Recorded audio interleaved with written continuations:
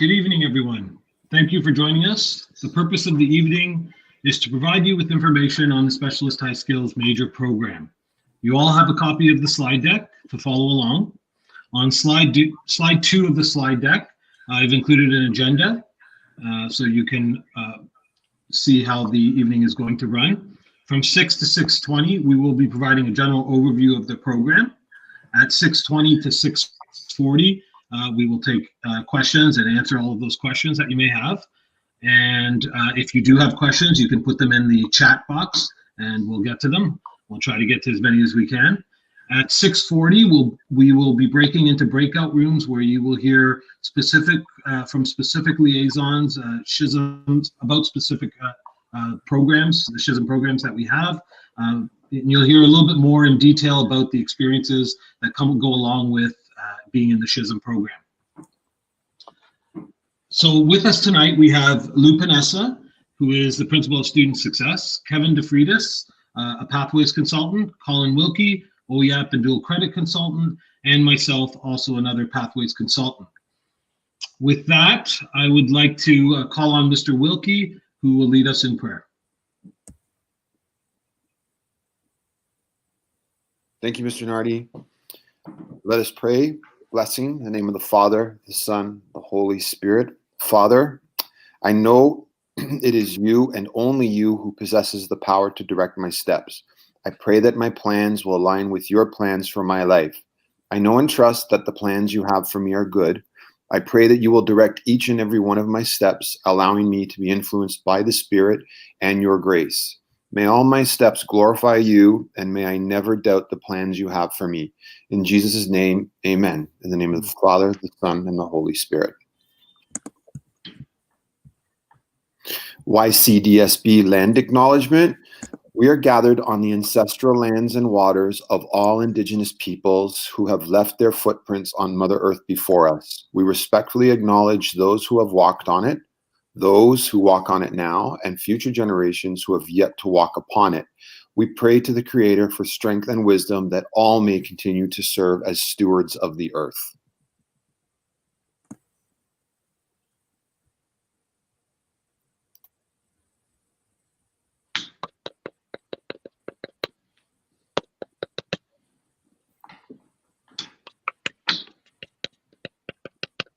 Mr. Panessa, I think you might be on mute. I am totally on mute. Hello, let's try that again. My name is Mr. Panessa, and I am the Student Success Specialist at York Catholic, and I am very honored and excited to be here this evening with a fantastic team of consultants and teachers to help facilitate any learning you might need to understand and appreciate what a great program the Specialist High Skills Major Program is. The SHSM program provides students with an opportunity to focus on a career path that matches their skills and interests while exposing them to opportunities in the workforce, including in the technology and skilled trades sectors. For 2020-21 school year, there will be approximately 57,000 students participating provincially in 2,231 SHSM programs in approximately 700 schools, including the approval of the first ever SHSM program in a federally funded First Nations school. The SHSM continues to be a highly successful program to engage students. Students who are participating in the SHSM program achieve credits at a 2% higher rate than students who are not participating in these programs. Completion rate at York Catholic is well above the provincial completion rate. We have 37 programs that span many different sectors, including health and wellness, business, arts and culture, nonprofit, information and communications technology, hospitality and tourism, and one of our newest ones and a project for this year that we are developing, which is the Justice, Community Safety, and Emergency Services, which you'll learn a little bit more later on in this presentation. As I said at the beginning, we're very excited to be here this evening. I have great consultants who will be able to share their knowledge and wisdom with you, and we have a number of SHSM liaisons who work in the schools and administer to individual programs who have given generously of their time to help you get a little bit more information about specific programs. At any point, by all means, ask your questions. Just put them in the chat box. We'll try to get to them. And if not, you'll always be able to reach out to individual schools. Guidance counselors are especially helpful, and they can provide you with some additional information. And there'll be a link to our website where you can get more details around specific programs and where they're offered in terms of schools. So thank you very much for being here this evening, and have a great session. Thank you, Mr. Panessa. So everyone has a copy of the slide deck, and on slide this slide right here, slide 7, I believe it is, we have slide 6. We have a video put together of Shsm and some of the benefits of Shsm. It was put together and produced by one of our vendors, a great partner. And so, you know, that's a good little recap of what we're going to talk about today. So I put that in there for you to review. The next slide is what Mr. Panessa is referring to, our website. So you can if you want to review any of this information, all of our SHSM information is provided on our Shsm site. On the left there is similar to a poster that some of our high school students will see around the school, and there's a QR code there which will also take them to the SHSM site. So that's there for you. If at all it gets a little confusing as I try to get the overview of the Shsm program into a 20-minute talk, which isn't very easy. So there it is for you. So let's get right to it. So as Mr. Panessa said, the SHSM program stands for Specialist High Skills Major. There's 19 different sectors in Ontario in the SHSM program, of which Mr. Panessa mentioned we have 8 of them offered in our board, and they're particular to the schools. Now, any student can take advantage of the SHSM program. It doesn't matter what pathway you're in. It doesn't matter what your secondary, post-secondary plan is. You can participate in the SHSM. I'd also like to take this opportunity just to let people know that although we have 8 of them running, you're going to see in a lot of the certifications, there's a lot of carryover between and cross-connection between the different certifications. So even if it's not a particular sector that you're interested in and that's offered at your school, you can still take a lot away from from some of the certifications. And I'll make more mention of that as we get into some of the offerings in the SHSM program. But keep that in mind, because I know, sometimes the program might not be offered at your particular school. So as I mentioned, 19 different SHSM programs. We have 8 of them. On the last slide, you can see, or in the Shsm site, you can see the breakdown of our 8 programs and which schools they belong to. So before I speak about the components of the program, there are, every SHSM program has a liaison assigned to it. The liaison is really a teacher who will guide the students and lead the experiences and guide them throughout their high school experience through the program. It does start at grade 11, but as you'll see later on in the presentation, Mr. Panessa is going to talk a little bit about our grade 9-10 program, which we like to call our pre-SHSM program, and he'll talk a little bit about that, how you can get involved even at grade 9 and 10. So getting right to it, the components of the program, we're going to try to do this without getting too detailed and overwhelm you in a short presentation. But like I said, they are available for you to review on the website. But there's a special bundle of courses that you have to take. Okay, usually it's 12, anywhere from 10 to usually it's anywhere from 8 to 9 special courses that you have to take. 4 of them are majors. 2 of them are co-op, and then the other 3 or 4 are what we call other courses. Those other 3 or 4 are usually, not always, but usually an English, a math, and then it could be a science, a business. In the case of business Shsm, it's 2 extra maths. So there's a little bit of difference there. So altogether, 8 to 9 courses that make up the bundle of credits that you have to take. And in terms of the offering that's at the school, usually not too difficult to fit them into your grade 11, 12, okay? There's an SPE, what we call Sector Partner Experience. So this is usually either an ICE training a coding state training, or some kind of math numeracy training. In most of our SHSM programs, it's an ICE, an Innovation, Creativity, Entrepreneurship certification that the students go through. And this experience is directly rated. There's usually a partner from the particular sector. So from industry, there's one of our partners will join in on that experience. Another experience that is mandatory is what we call contextualized learning activity. And that's really where we make a connection to all the curriculum in high school. And that's usually done through a portfolio. So that's another requirement that students have to complete. On slide 10, the three other components I have a slide for. So if we move to slide 10, on slide 10, we talk about the students having to do an experiential learning or a career exploration activity. So this might involve visiting a business, maybe observing at a placement, maybe it's observing at a co-op student's placement, or just another employee that you might know, or a business, and experiencing the business in action. It might also be visiting a trade show or a conference involved in that sector.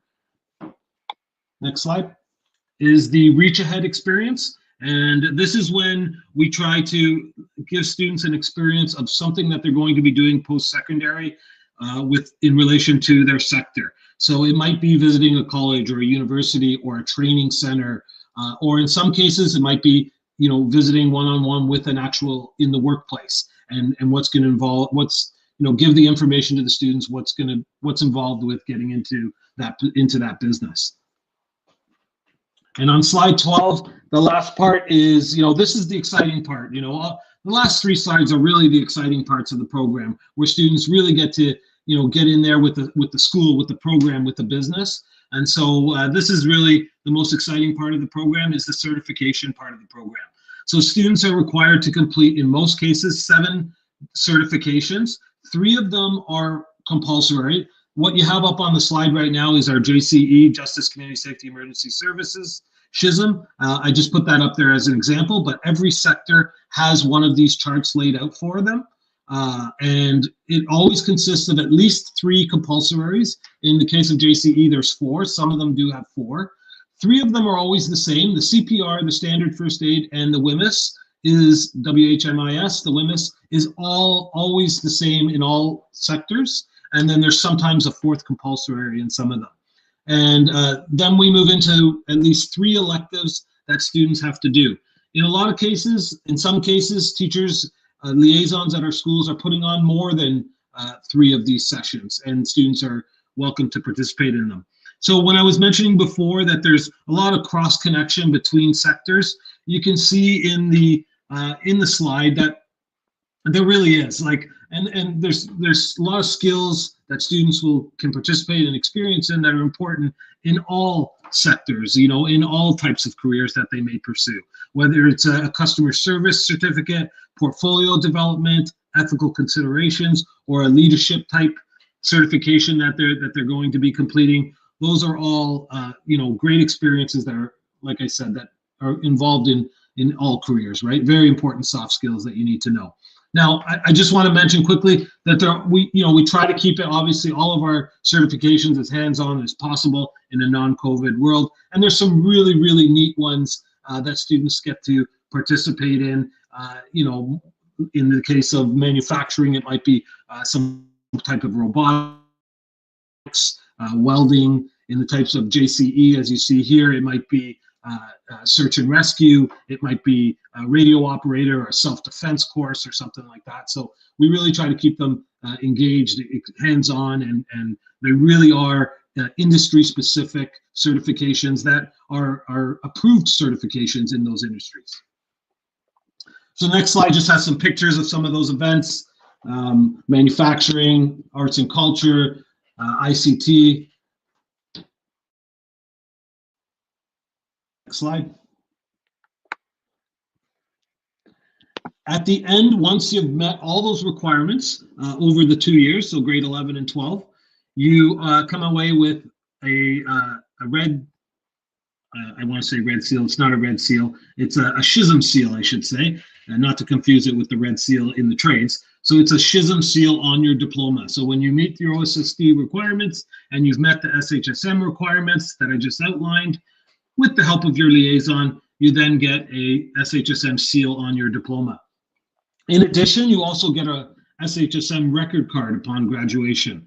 And so this would include all of the record card would include all of those certifications and all of those experiences that you've had. You'll have a nice little tidy record card to go with it so you can remember them and keep them on your, on your resume, or so you have them for your records. So with that, that takes us to talking a little bit about, as I mentioned before, the pre-SHSM program, for grade 9s and 10s. I'd like to call on Mr. Panessa, who's going to just speak a little bit to that. Thank you so much, Mr. Nardi.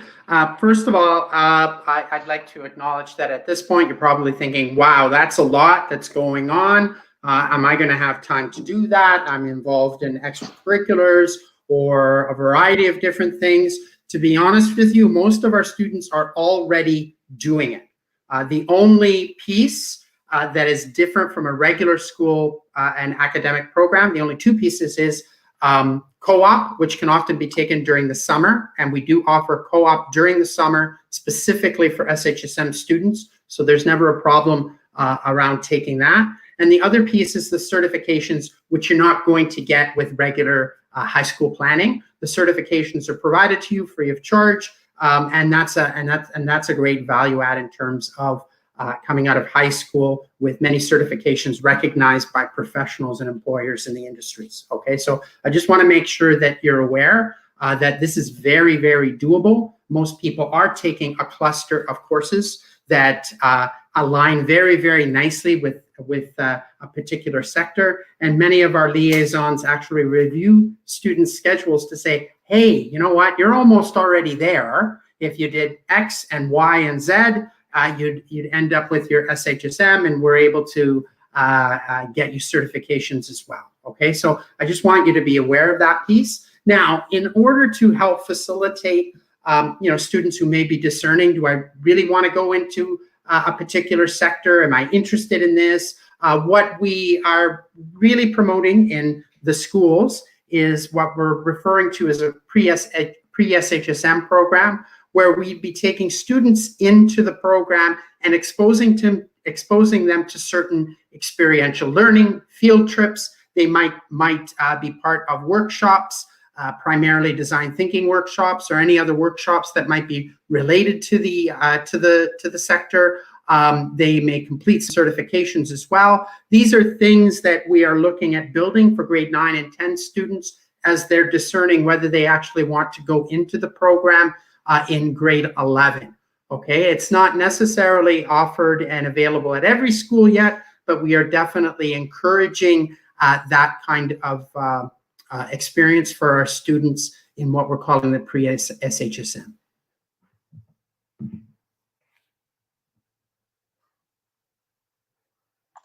Sorry, at this point, thank you, Mr. Panessa. At this point, I'd like to call on Mr. DeFreitas, who is going to just talk a little bit about what's next. I'd like to just add sorry, Mr. DeFreitas, before I go on to Mr. DeFreitas, there's a lot of information there, and sometimes we refer to the sectors and what it is that the students, want to do. It's okay not to know, especially in grade 9 or 10, or even in grade 11. It's okay not to know what, exactly what you want to do. And that's why I tried to emphasize that, there are connections, there are soft skills that you can take away from any of the SHSM programs that will be important to you no matter what sector you end up in. Mr. DeFreitas? Great, and I was just going to add that SHSM is an excellent way to make that connection between school and possible future pathways, without making that absolute commitment, because you're definitely going to have opportunities to change your mind. I just wanted to also say that the SHSM is York Catholic's most comprehensive experiential learning and career life planning program. Students are encouraged to reflect on their experiences and apply program learning to their faith, life, educational, and career plans. The SHSM program is an impactful contributor to student success, achievement, and well-being. Students are eligible to pursue Pre-Shsm programs offered at their secondary school regardless of their post-secondary plans. So whether you're going to go to apprenticeship or college or university, or some combination of those, SHSM is possibly for you.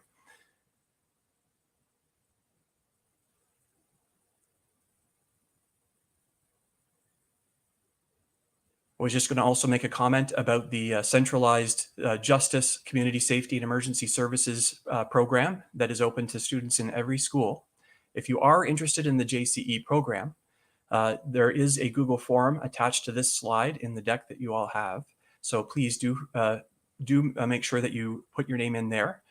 Students who are already at a high school and interested in this program, perhaps in grade 9, 10, what would be a good idea to do is when you're in My Blueprint, right beside your planner, when you're choosing your courses, there is a section for indicating interest in an SHSM program. You'll notice, regardless of your school, that the JCE is an option where you can say, yes, I'm interested in that, and that will help us be aware that you're interested.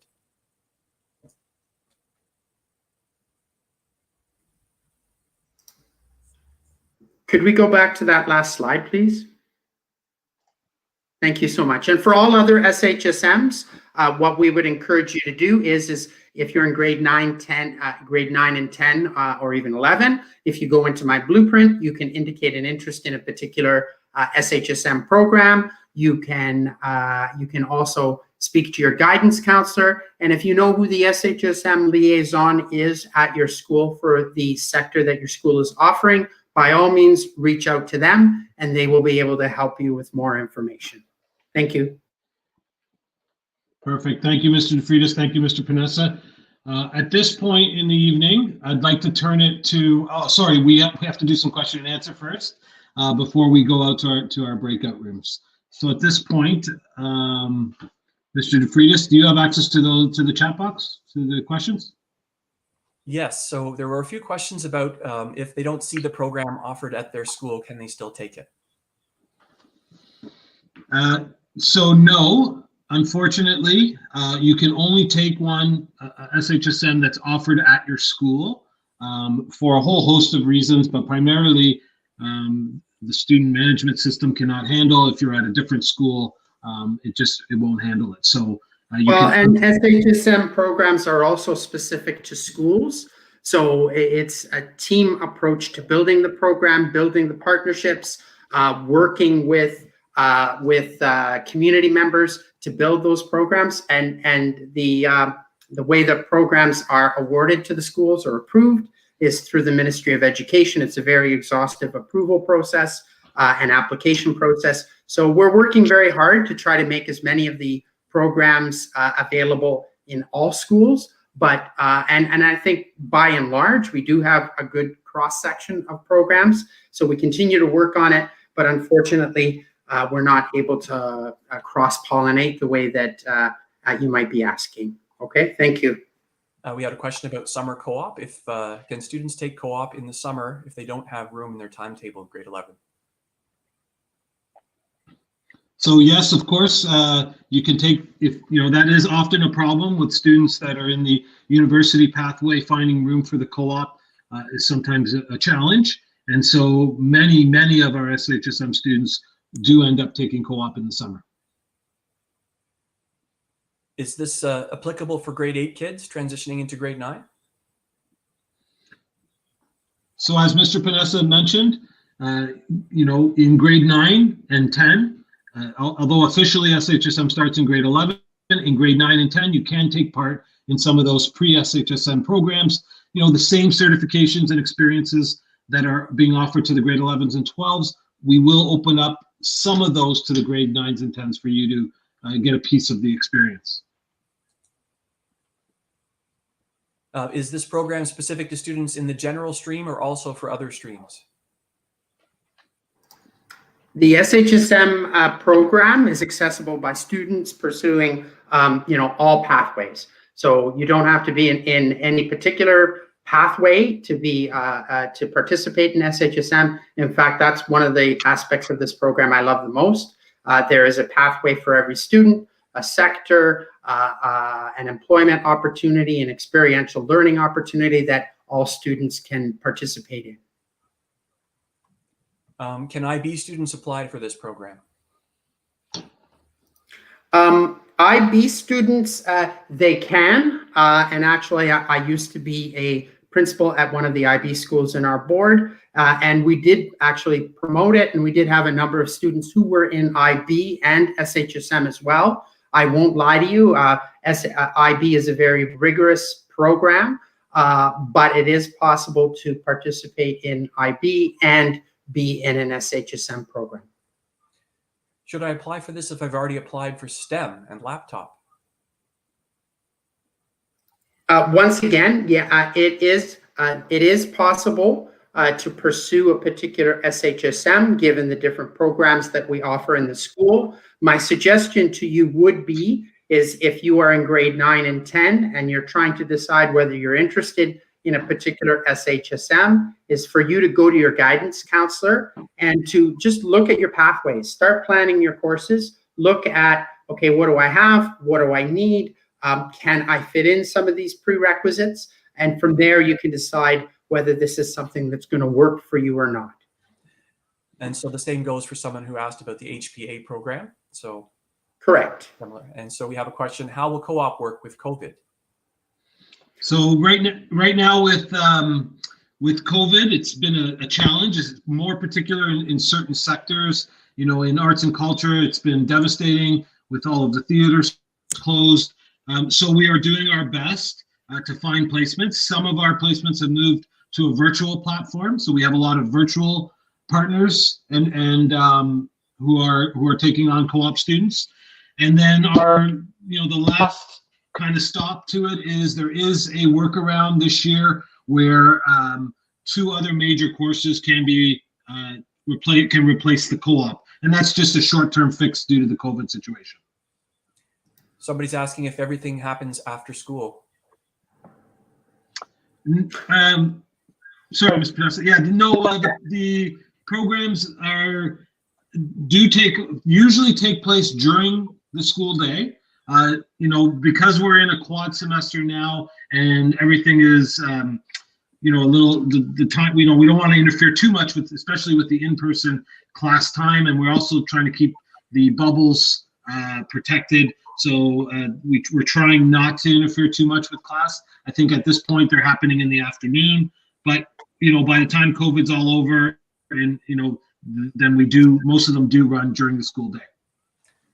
And the teachers are very mindful of, if they're running a field trip or a certification or a workshop, it's not like you're going to be participating in these things on a very regular basis. They are very careful to make sure that, if there is something running during the day, that that it won't happen often and that you won't miss too many classes of any one particular subject. Okay. Mm-hmm. Just a little bit of confusion. I think we've addressed it, but about the grade where you start. So because we have a lot of different grades represented, 8, 9, 10. Correct. Okay. Wondering where they fit into all this again. Okay. So for grade 9 and 10, you are not officially in the program yet. However, in some of the schools, what we will be doing is supporting the liaisons to encourage grade 9s and 10s to participate in the program. So if you're in grade 8 right now, you are here because you want to learn a little bit more about one of the programs that is being offered in high school. You can't participate in the SHSM program at this point because you're still in grade 8, but maybe next year when you are in your high school, this is something that you want to participate in. You might do a little bit more research in terms of your school and the sectors being offered. And by next year, we'll have another one of these sessions where we'll be able to guide you a little bit more along the path. If you are currently in grade 9 and 10 and are interested in SHSM, what you can do is you can work with your guidance counselor. You can contact the SHSM liaison at your school to indicate your interest. In some schools, we're developing a pre-SHSM program, which will allow you to participate in some of the experiential learning that is going to be happening. If you are in grade 11 at this point and you're interested in SHSM, then, by all means, contact your counselor as quickly as you can, or contact the SHSM liaison at your school, and they will start to work with you to do some individual planning along your courses and things like that. Okay, so in grade 8, you're here. Thank you so much for being here, parents and students, because you want some information around the SHSM program, because you are thinking about the different programs that are offered in high school. So thank you very much for being here. Grade 9 and 10, you can actually do some pathway planning in terms of course selection, working either with your guidance counselor, your SHSM liaison. And if you're in grade 11 and you're interested, by all means, reach out to guidance, reach out to the liaison, and start seeing if you are in a position to be able to be accepted into the program. Okay, we had a couple of questions about, we still have time for questions, Frank? Yes, we're still okay. We've got a few minutes. How do we find out what programs, or maybe I'll kind of combine some of these, because it's really about navigating. How do we find out what programs are available in our school, who our liaison is? Yeah, we'll do those two together maybe. So if we could move to the last slide, that there is a list of the schools and which programs are on the last slide. And also, again, if you go to the SHSM website, you will have all the list of schools and their programs, and you can navigate through everything we talked about today, all the components of SHSM. There isn't a list of the liaisons there. You'll have to go into your guidance department to get a hold of your liaison. Some of the liaisons are here to present today, but not all of them. Yes, they'll identify themselves at the school, and you'll probably be able to find out through guidance, as Mr. Nardi said. How is Shsm going to happen with COVID? So good question. Again, like everything, co-op, and we've had to, and school in general, we've had to muster through as best we can in this world, in this COVID world, as we look forward to getting back to normal. But we've basically moved all of the certifications and experiences online. We've had vendors and partners move to offer their certifications online. We've had some of our partners and schools and universities and colleges present to our students online virtually. And so we've had to manage that. We are currently, with the board's policy of no field trips right now, we have not been able to do any of the certifications face-to-face at this point. But the program is running, like I said, in the virtual format. Okay. What's the difference between Shsm and OYAP? Mr. Wilkie, are you there still? I'm going to pass that one to Mr. Wilkie. Yeah, I'm here. So OYAP focuses only on the skilled trades, so in one of the 4 sectors. So, and it's different in that it's not as broad as in Shsm. So in an OYAP pathway, the student is still working on their own courses, and the bulk of their apprenticeship comes through their co-op placement. So that would be an example in grade 11. In grade 12, students would have the opportunity to extend that co-op placement to a college partner where we could do level 1 training with one of the sectors that we're involved in. That is not to exclude, that's not to say that you can't do Shsm and OYAP together. You definitely can, if those opportunities exist at the school. I don't know, Mr. Nardi, if there's anything else you can add to the differences. No, just that, the youth apprenticeship program can lead to, hours counting towards the apprenticeship route. SHSM is not as connected to the workplace as that directly is, as OYAP is. So you do gain industry certifications, but that's where it stops. Where OYAP you can continue on the OYAP is really the start to your apprenticeship route, whereas SHSM pretty much ends with your high school diploma. But thank you, Ms. Wilkie. And SHSM covers all pathways, right? And OYAP is a little bit more a narrowing towards a specific skilled trade and one pathway. Okay, so SHSM will cover pathways in, across, all categories and all courses, whereas OYAP is more focused around those students interested in getting into an apprenticeship that will lead them into a skilled trade. How do we apply for this? So as Mr. DeFreitas, Mr. Panessa mentioned, if you're in grade 8, you're going to wait until you're in grade 9, and then you're going to do two things. You can declare interest in my blueprint once you're in grade 9. You can also get into see your guidance counselor. Someone in guidance will direct you to the liaison, or your guidance counselor will help you with that.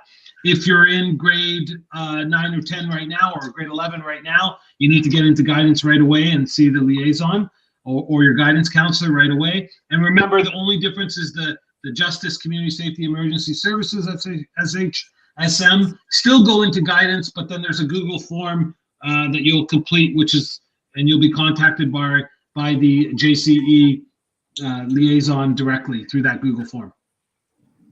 Which is in the slide deck. Thank you. There were a few questions just about how it all works with your school. I think, Mr. Panessa, you did address some of that, how it works, like the field trips. And, the one question was about co-op placements, though. Do they have to find their own? So I'll answer this one, and then that'll be, I think, the last question, because we have 3 minutes and I want to give some instructions how to get to the breakout rooms. Okay. So in terms of the co-op placements, you work with your co-op teacher to find placements. We always like to say it's a team effort between the co-op teacher and the student. We want you to be happy at your placement. We want you involved in that process. But ultimately, it'll be between the student and the co-op teacher. More so, the co-op teacher will help find you the placement. So at that point, is it okay if I move on then, Kevin? Okay. Mr. Canone, can I get you to refresh the slide deck just so that we can see that there's been a change with the health and wellness?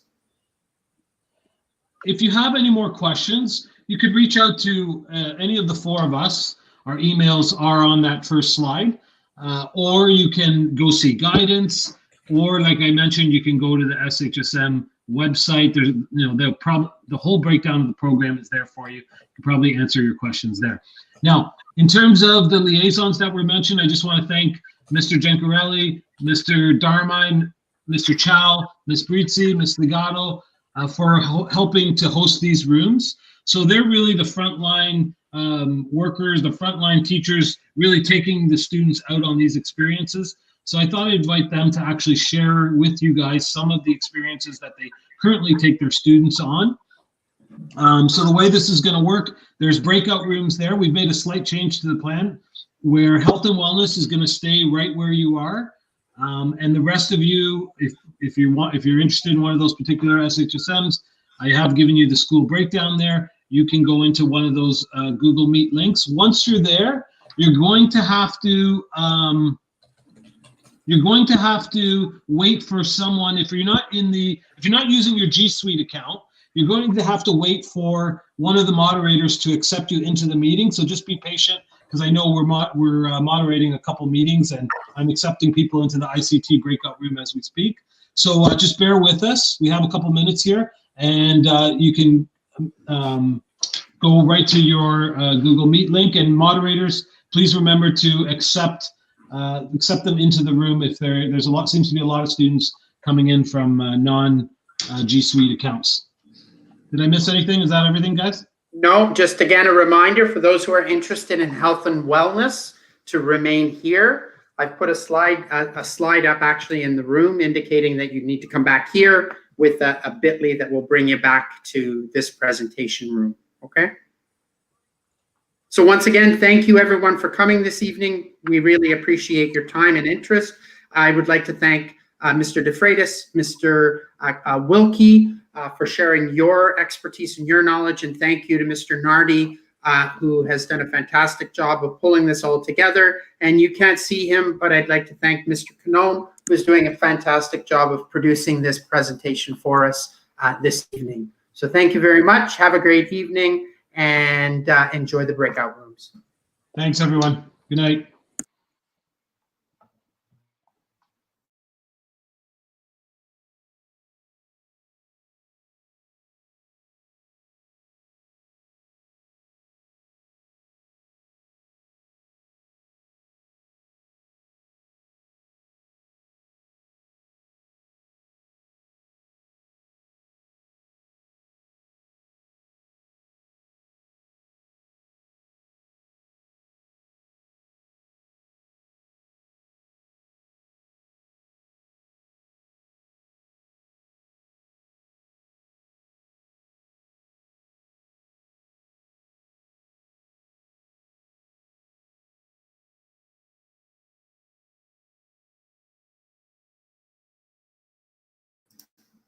Hello, Mr. Darmai. Hello, Mr. Panessa. How are you? I'm fine. Let's give it another minute or two, and then No we problem. can begin. And Mr. Canone, if you could monitor the chat box for us, that'd be great.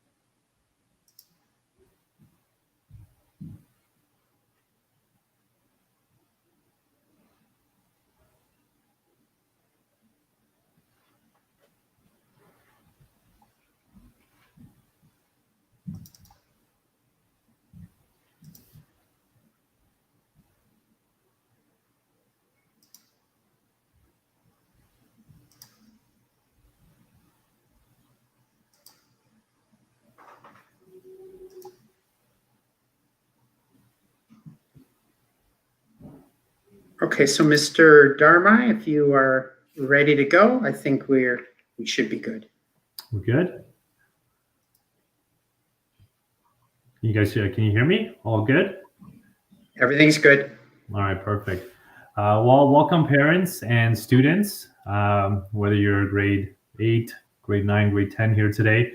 My name is Mr. Darmai. I'm one of the teacher liaisons at Father Michael McGivney, and I'm the liaison for the Health and Wellness program at FMM. I know you got a lot of information today, but I want to specifically go over some of the information related specifically to health and wellness. Just so people understand that health and wellness in general runs differently in different schools depending on the course offerings and the certifications, but we have the general templates that's similar between schools. So to kind of start off with, I tried to make this presentation more visual than anything, so you can actually see what we do in health and wellness. So if your focus is anywhere, any of these careers right here, Mr. Panessa and the team mentioned that SHSM is geared towards all 4 pathways. Okay, so whether you're going to university, college, you're going to work right after, okay, going into apprenticeship, there is a pathway for you in this program. So in most schools in the health and wellness program, many of the students are interested in the area of healthcare.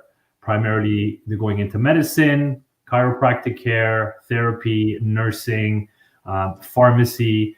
Those are most of the most common areas that students are focusing on. We do have students also going into the area of humanities, which is the wellness portion. Okay, so we have students going into social services, we have students going into child and youth worker, students going into social work, as well as if you want to look at the college route or the apprenticeship route, we're looking at things like lab technician, massage therapy, you're looking at things like practical nursing, and even personal training. So if you're interested in any of these fields, and this is something that as you go through high school, and even into when you're finishing up elementary now, these are the things that you have to start thinking about as you move into grade 11 and 12. So one of the things that I think, one of the questions that was coming up in the chat, the program officially starts in grade 11 and 12. We've made more of an effort this year, I believe, Mr. Panessa, to have some kind of pre-Shsm in grade 9 and 10, hopefully for next year in some schools. So some students that are interested in going officially into the program in grade 11 and 12 can sign up earlier to get a feel for what the program is all about.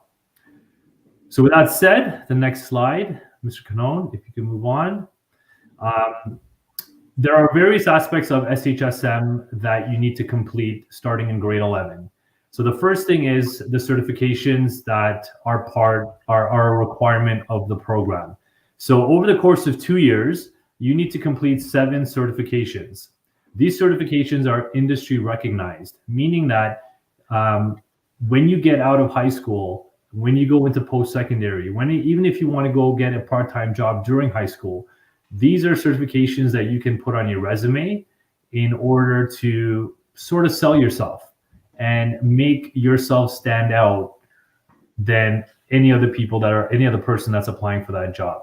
So over the course of 2 years, in grade 11 and grade 12, you will complete 7 of these certifications. 4 are mandatory, and those 4 mandatory certifications are standard first aid, CPR level C, infection control, and workplace hazardous WHMIS training. Okay, the WHMIS training usually takes place when you're doing your co-op or your internship. The infection control is usually done with the teacher advisor, as well as the standard first aid and CPR. Okay, for example, standard first aid CPR usually costs somewhere in the neighborhood of $100. When you are in the SHSM program, everything is paid for. Because it's a ministry funded program, everything that we do, the students don't pay for. Okay, so like I said, for example, at Father Michael McGivney, we have close to 100 students in our program for health and wellness. So you can imagine a course such as standard first aid. If I've got 45 kids in my grade 12 graduating class, I gotta pay for these students. But because again, it's ministry funded, the students don't have to pay anything. And now you've got a first aid certification that is valid for 3 years. Okay, and again, when it comes down to grade 12 and you have to apply to post-secondary, a lot of universities, sometimes even colleges now, are asking for supplementary applications. They're asking, what have you done in high school over the course of 4 years other than just your academics? And by having these things on your resume, on your supplementary application, it makes you stand out more than anybody else. Okay. In terms of elective certifications, students over the course of the 2 years have to complete a minimum of 3 electives. In our school, we offer things like injury prevention. So anybody interested in physiotherapy, athletic therapy, we have a certification where we have an actual physiotherapist that comes in and does a half-day clinic with our students, showing them 4 major tape jobs that would occur in most sports. Okay, a lot of students again get the hands-on experience with these certifications, and they get to understand and they get to talk about and talk with the presenter in terms of what that career is like. Okay, and on top of that, they get a certification out of it. Okay, another certification we do that's online is concussion awareness. Okay, concussions is big right now in not only sports, but in healthcare in general. So you can see some of these certifications in terms of the elective ones, we do a lot. One of the really interesting ones that we do and we offer is the alternative medicine. I have a couple of pictures for you later on that I'll show you and I'll point out, where we have an instructor or presenter that comes in that talks about alternative forms of healthcare. Okay, and it's very interesting because the students now get a different perspective on treating people with any kind of ailments or disease. The Stop the Bleed certification is a certification done in partnership with Sunnybrook Hospital. So we actually go to Sunnybrook Hospital and the doctors there give up part of their day to teach the students how to help each other or how to help in the community in case of a mass bleeding situation. And it's a full day certification. We get to walk through the hospital. We were lucky enough to go into the OR rooms, and the doctors there showed the students the different parts of the OR room. And the amazement and the questions you get from students when they are immersed in this kind of experience helps them start conversations with parents, helps them realize this is what I want to do, or in some cases, this is not what I expected to do. This is not what I expected a doctor to do, or a dentist to do, or a therapist to do. And what it does is it refocuses their plan in high school. So when they get out into post-secondary, they have a firm grasp of what they want to do.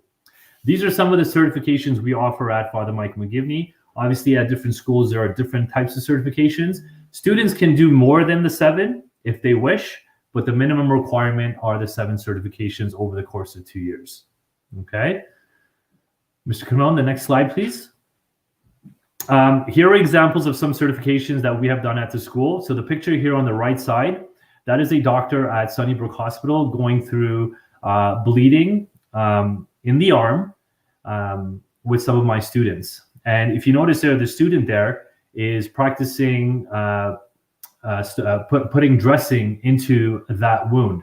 The interesting part of this picture is that a lot of these students just thought, oh, I can just put it right there on the surface, when in fact that injury was much, much deeper. So at the end of this little experience for my student, her fingers were completely into that arm. And the doctor basically said, sometimes you'll get injuries that go deep into the body. And the faces that you would see from my students after, and the reaction that I got from these students, again, it's something that a small thing can change a lot of decisions for a lot of students. The picture there at the bottom left corner is the taping certification.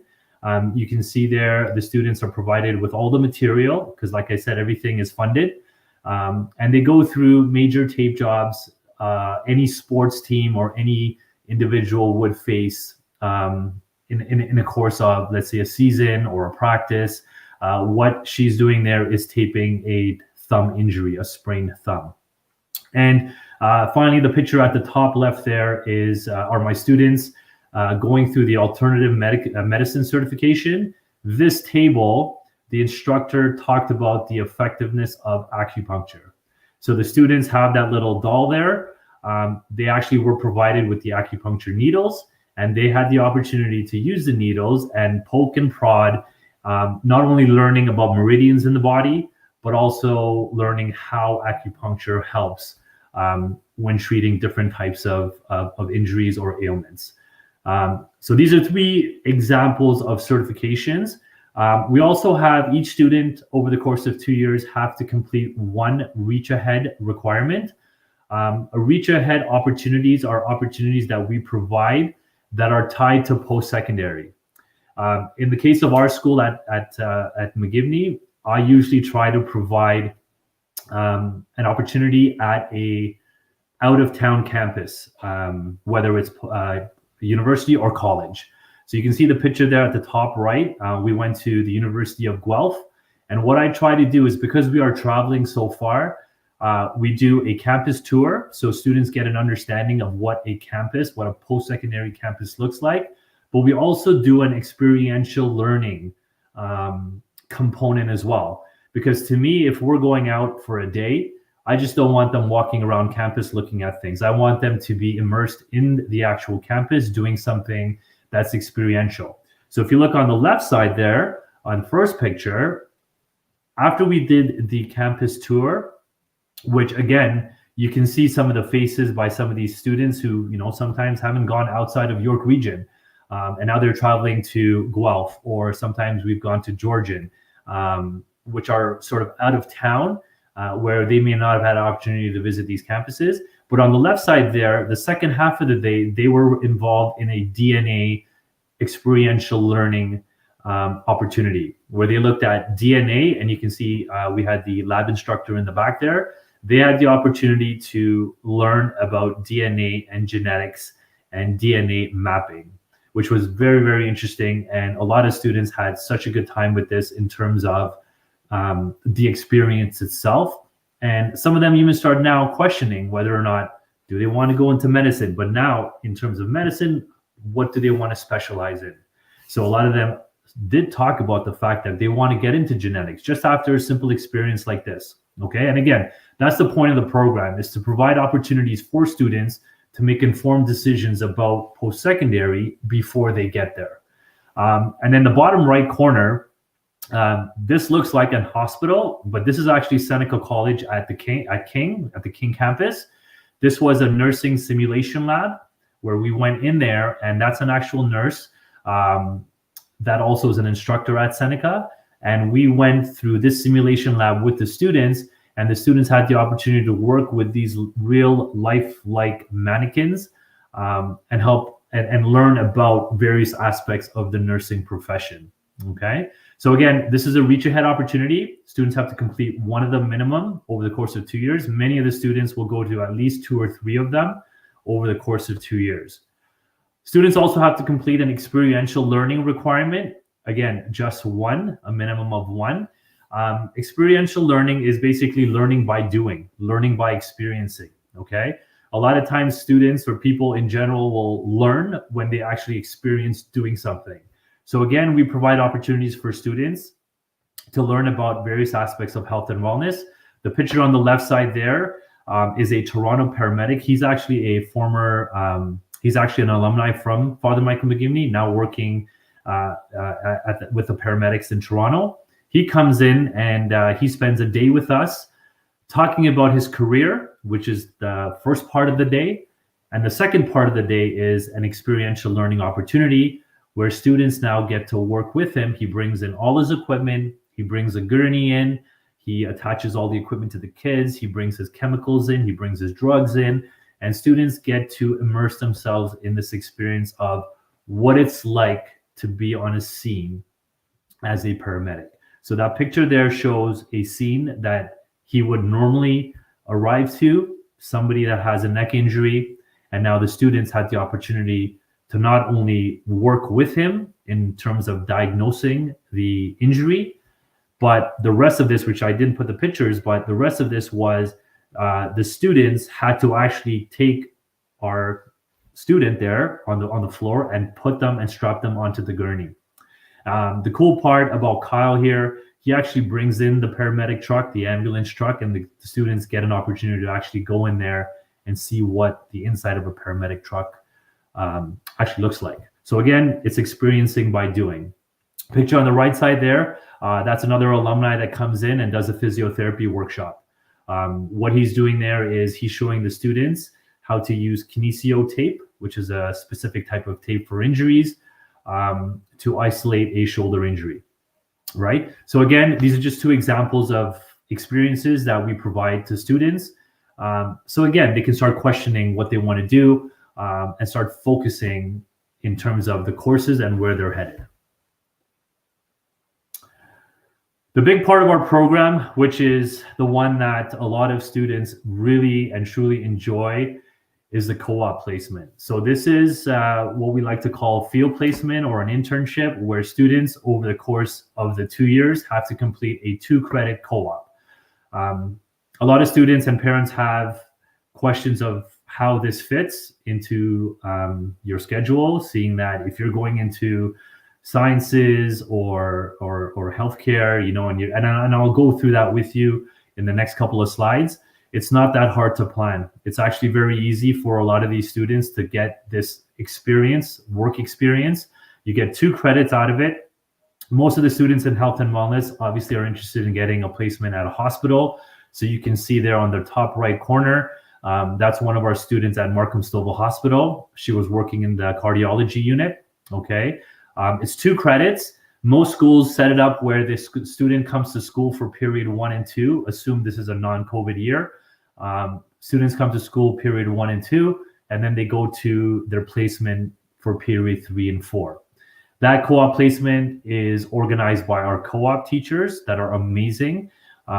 They work with the employer to set up a list of duties, roles, and responsibilities on the part of the employer, but also on the part of the student.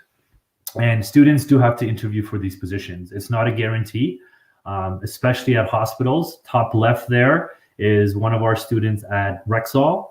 She wants to be a pharmacist. So we ended up getting her a placement at Rexall in Markham. Bottom left corner is, she's one of the students that changed her mind actually in grade 12. She came in grade 11 wanting to go into therapy, but she loved animals. So we talked to her and we said, you know what, why don't we put you in a vet clinic? And she absolutely loved it. She ended up applying to a college program for vet studies to be a vet assistant in grade 12. And then the bottom right there, you can see we have another student there. She ended up working at a local community center, doing her placement because she's going into rec and leisure studies, sports management, sports marketing. So she ended up being placed at a local community center. Okay, so these are 4 examples. I believe in the next slide there are a couple more. Actually, there's a video here. So this is so part of the placement is the students have to perform a CPT or a culminating activity. And this, just to kind of preface this before that we show you the video, the person with the cast on is our co-op teacher. Mr. Ambita at Father Mike McGivney. The student on the left there is our SHSM student, health and wellness student. Her project, her activity was to cast. She learned over the course of her her internship, her co-op, she learned how to cast an injury to the wrist and then remove it. And then she got evaluated by the doctor who you'll see in the background, who was her supervisor. So Mr. Cano, you can play that. So she's actually using the cutter. She already casted Mr. Ambita's arm. Her supervisor is there in the back, who's a doctor at Markham Stouffville. And this was part of her project in terms of showing Mr. Ambita and the doctor that they have learned something over the course of her internship. And with this came obviously a written report of her experience and a approval and a mark from the actual doctor and then from Mr. Ambita.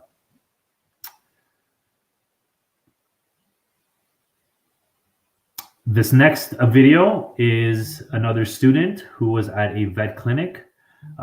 She is showing Mr. Ambita. Yeah, Mr. Cano, we couldn't hear the audio on the last video, but if it would work for this, that would be great.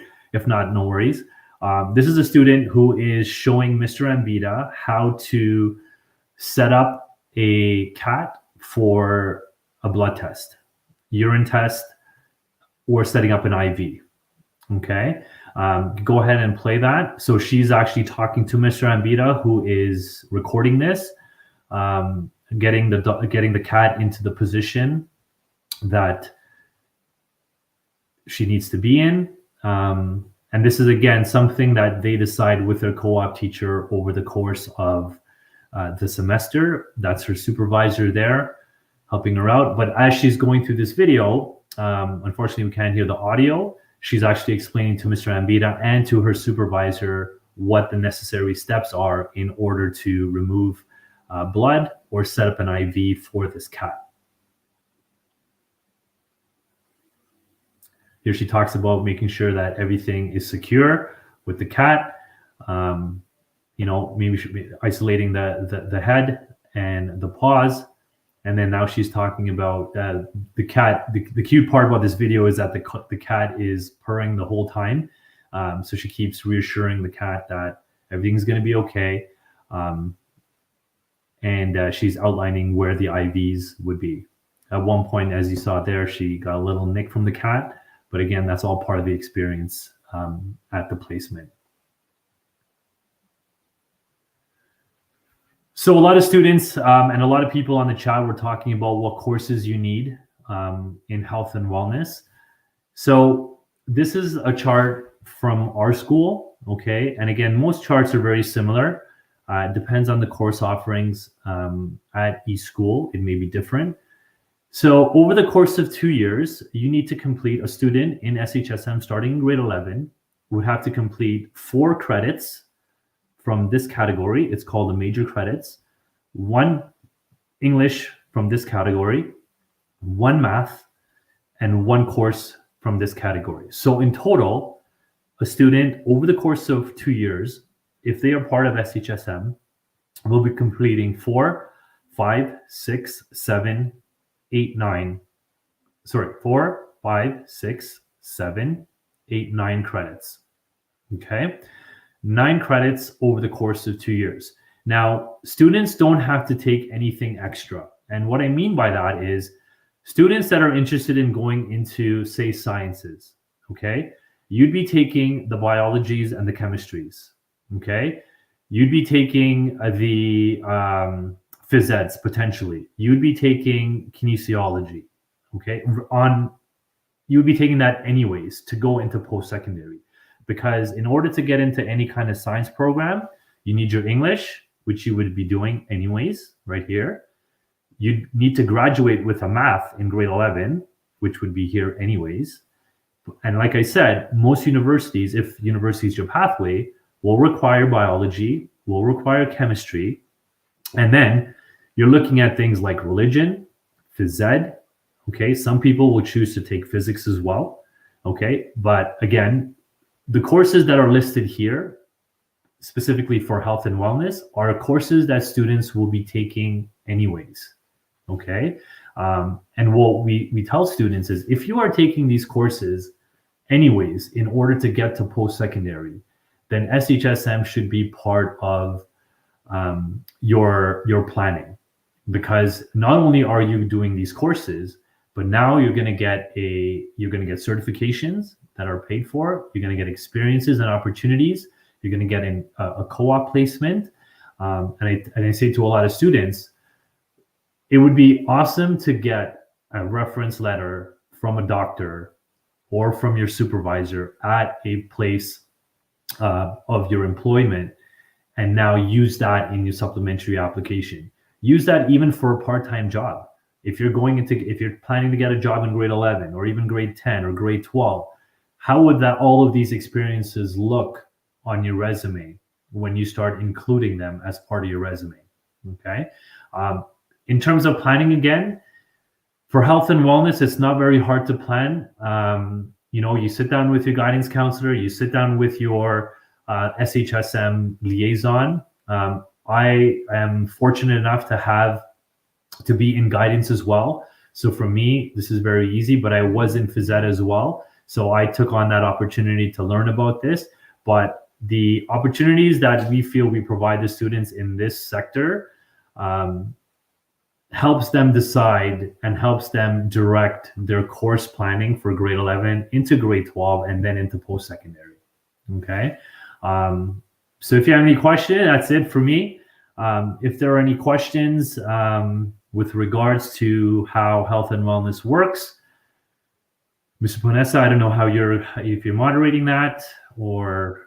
I've been, my fingers are a little tired, but I've been getting some fantastic questions in the chat box.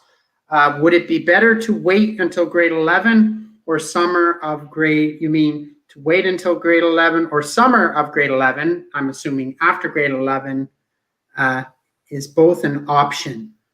Can you clarify that, Daniela? One of the questions that did come up in the main presentation were IB students. I think Ms. Ponessa, you mentioned that.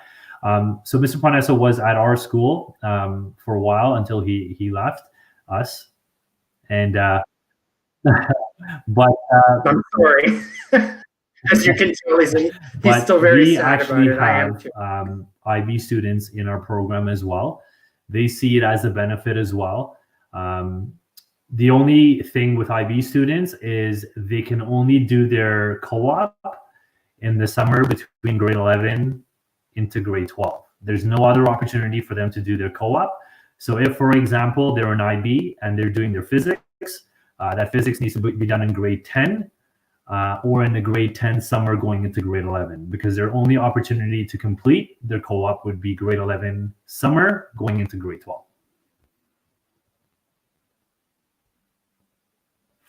Mr. Dharma, there's a question here that I think would be better answered by you.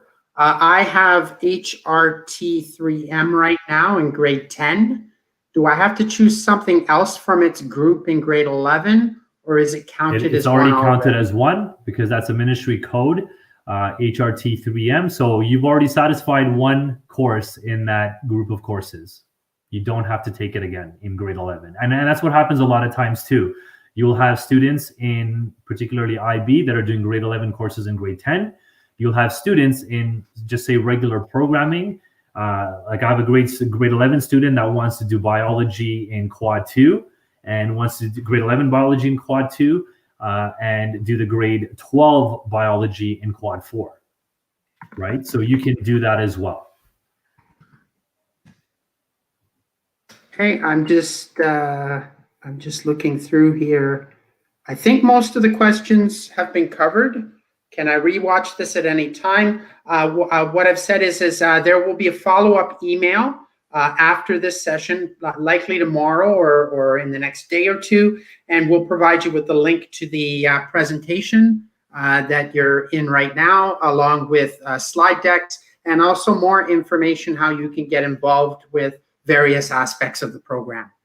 Okay, when do we do co-op? Most students in SHSM take co-op in the summer of their grade 11, after their grade 11 year. That's typically when they take it.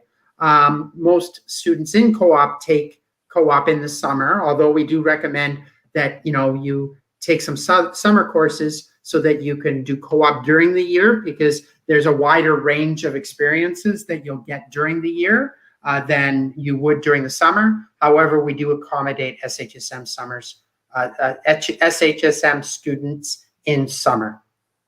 One of the questions, Mr. Panes, that came up also in the other main presentation, which is here as well, is the time commitment piece. So when students, particularly students that are obviously high achievers and they're worried about missing class, Mr. Panes addressed this in the main presentation. As teachers that are also teaching, we don't want to take time out of our courses as well by planning many things in a short period of time. So what we try to do is we try to plan maybe 1 or 2 things every, I would say for us, we do it every month to 2 months, because that allows, and we do it in different periods. So one day we might hit period 1, the next presentation or the next opportunity would be period 4, right? We try to minimize the disruption throughout the year. So students have asked me, but sir, or parents have asked me, sir, I need to know how many days I'm going to be missing, right? So I usually respond by saying, well, you better not be sick then and staying at home if you're going to be worried about missing class. But truly and honestly, over the course of 2 years, if you're just going to do the bare minimum, let's say, right, and nothing extra, and you're going to complete all your requirements, I would say over the course of 2 years, you would miss anywhere between 7 to 9 sort of classes, right, over the course. Because you got to remember, some certifications are full day certifications, some certifications are half day, some certifications are 1 period. If we go to, for example, Guelph, or if we go to Waterloo, or we're going to Ryerson, that's going to be a full day trip. But what we impress upon the students is that there's responsibility on the students' part to ensure that their teachers know that they will be missing class and make the necessary arrangements for them in terms of any kind of assessment or evaluation that takes place. So you're going to be doing the courses anyways. Okay, so remember that. You're going to be doing the courses anyways. You're going to be doing bio, chem, physics, religion. You're going to be doing those courses anyways. Are you responsible enough and organized enough to make sure that if you do miss class because of a certification or an experience you want to take because you feel it's going to benefit you, you've got to make sure that you talk to your teachers.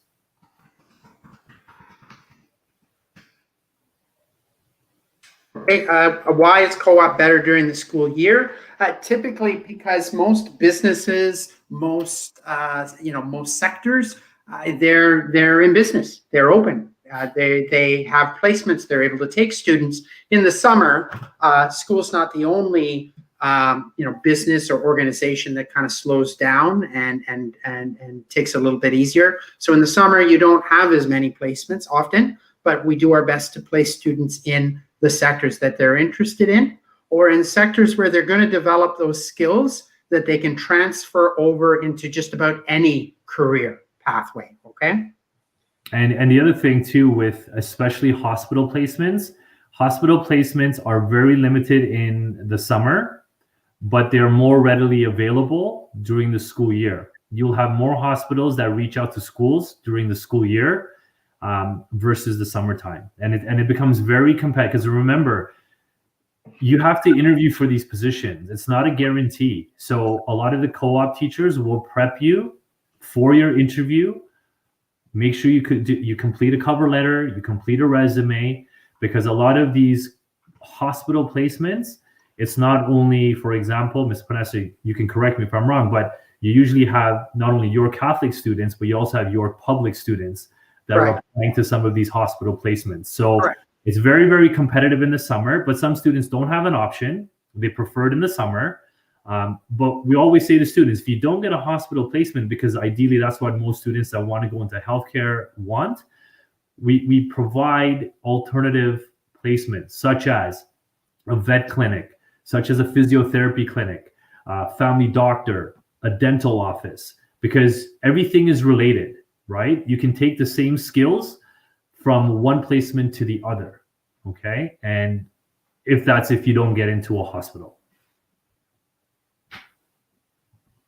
And really, that's what's important, is being able to develop those skills, right? So customer service, being able to interact with people and work with people, is a critical skill. That's a skill that you don't have to learn in a health and wellness sector. It can happen anywhere, but definitely something you would take into health and wellness in any one of the careers that you might choose. Okay, so we do our best to find a placement for you in the area that you're interested in, but sometimes it doesn't work out. But it's the skills that really we need to focus on.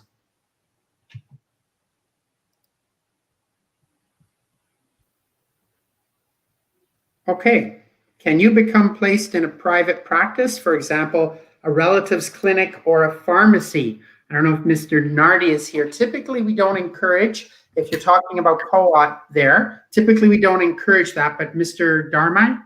Yes, so in certain situations, we've allowed that. Obviously, we would have to get approval, but again, everything is signed off. Everything is approved prior to confirming that placement. So for example, we had a student that whose mom worked as a nurse at Mount Sinai. She couldn't get into a hospital placement with us, but the mom set it up where our co-op teacher met with the supervisor, made sure everything was in place, and she ended up doing her co-op placement at Mount Sinai. So it's possible, but we would have to make sure everything is in place before confirming everything. Okay. Are there any questions? Maybe one more question before we call it an evening. If you did WHMIS for a part-time job, would you have to do it again for this program? Yes.